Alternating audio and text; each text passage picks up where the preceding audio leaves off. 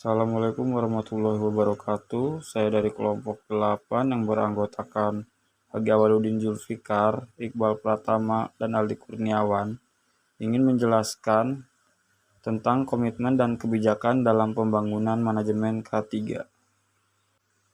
Kebijakan K3 adalah suatu pernyataan tertulis yang ditandatangani oleh pengusaha dan pengurus yang memuat antara lain keseluruhan visi dan tujuan perusahaan, komitmen dan tekad melaksanakan K3, kerangka dan program kerja yang mencakup kegiatan perusahaan secara menyeluruh yang bersifat umum dan operasional.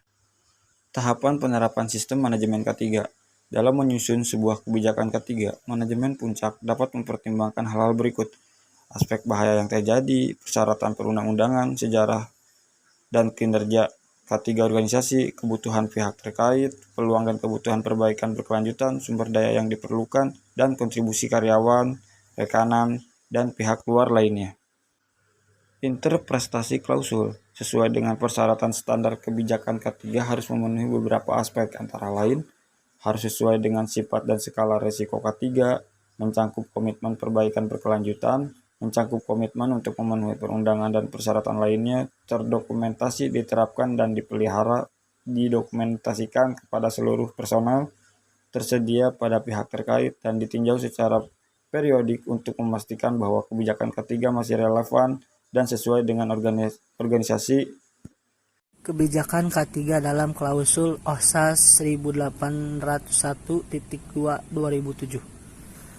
Kebijakan K3 dalam klausul OHSAS 1801.2/2007 Occupational Health and Safety Management System 4.2 OHS Policy didefinisikan sebagai segala arah dan target tujuan dari suatu organisasi yang berkaitan dengan keselamatan dan kesehatan kerja yang secara resmi dinyatakan oleh pemimpin perusahaan. Dalam klausul 4.2 standar OHSAS 1801.2/2007 terdapat beberapa persyaratan mengenai kebijakan K3 keselamatan dan kesehatan kerja. Yang pertama, sesuai dengan lingkungan dan besar risiko K3 organisasi perusahaan.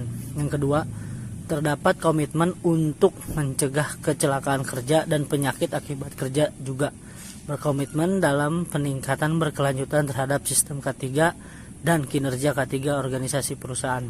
Lalu yang ketiga, terdapat komitmen untuk memenuhi peraturan perundang-undangan dan persyaratan lainnya yang berkaitan dengan K3 keselamatan dan kesehatan kerja.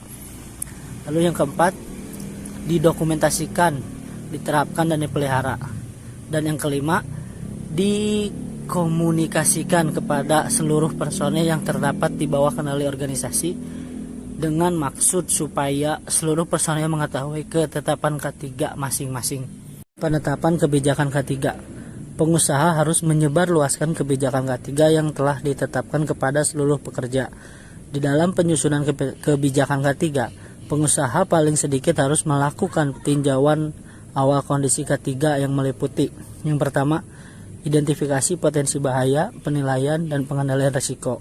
Yang kedua, perbandingan penerapan K3 dengan perusahaan dan sektor lain yang lebih baik. Yang ketiga, peninjauan sebab akibat kejadian yang membahayakan.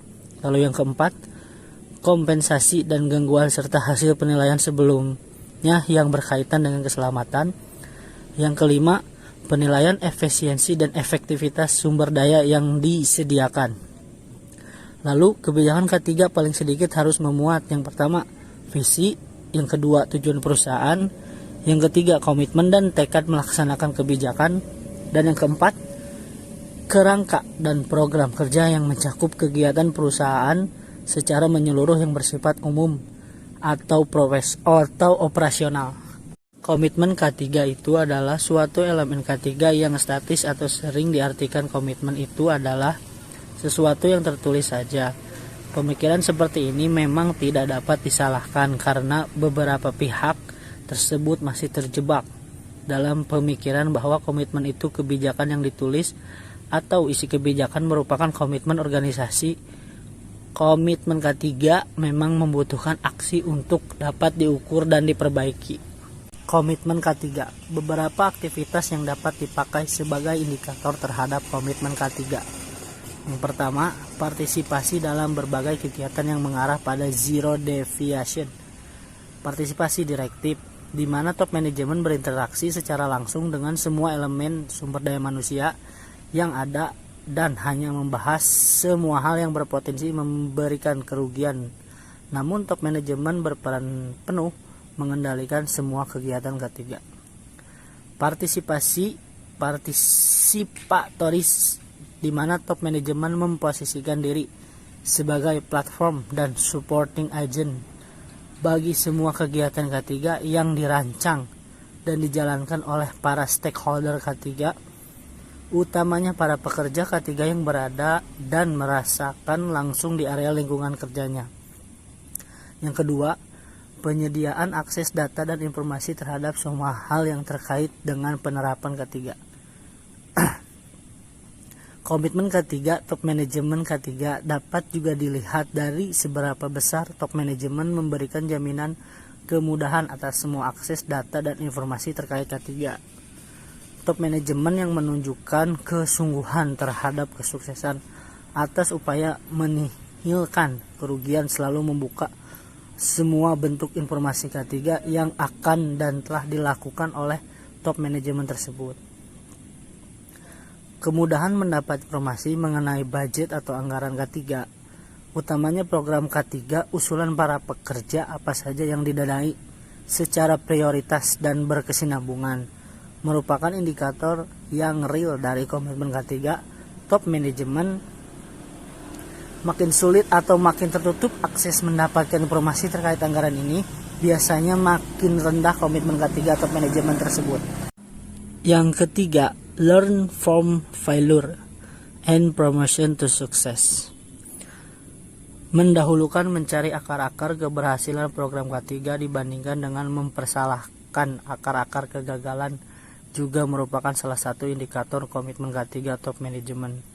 Bila top manajemen cenderung mengungkit-ungkit dan membahas berulang-ulang akar kegagalan tanpa memberikan motivasi bagaimana mencegah terulangnya akar masalah kegagalan tersebut, maka komitmen K3 top manajemen tersebut dapat dipastikan masih sebatas kepada lip service atau tertulis tanpa realitas. Ini artinya juga komitmen K3 yang tak terukur atau dapat dijadikan indikator kepemimpinan komitmen. Tinjau awal K3, initial review. 1. Identifikasi kondisi yang ada dibandingkan dengan ketentuan pedoman yang berlaku. 2.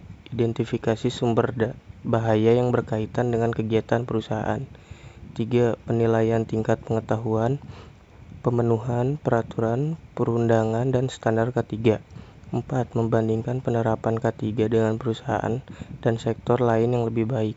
5. Meninjau sebab dan akibat kejadian yang membahayakan, kompensasi dan gangguan serta hasil penilaian sebelumnya yang berkaitan dengan K3. 6. Menilai efisiensi dan efektivitas sumber daya yang disediakan.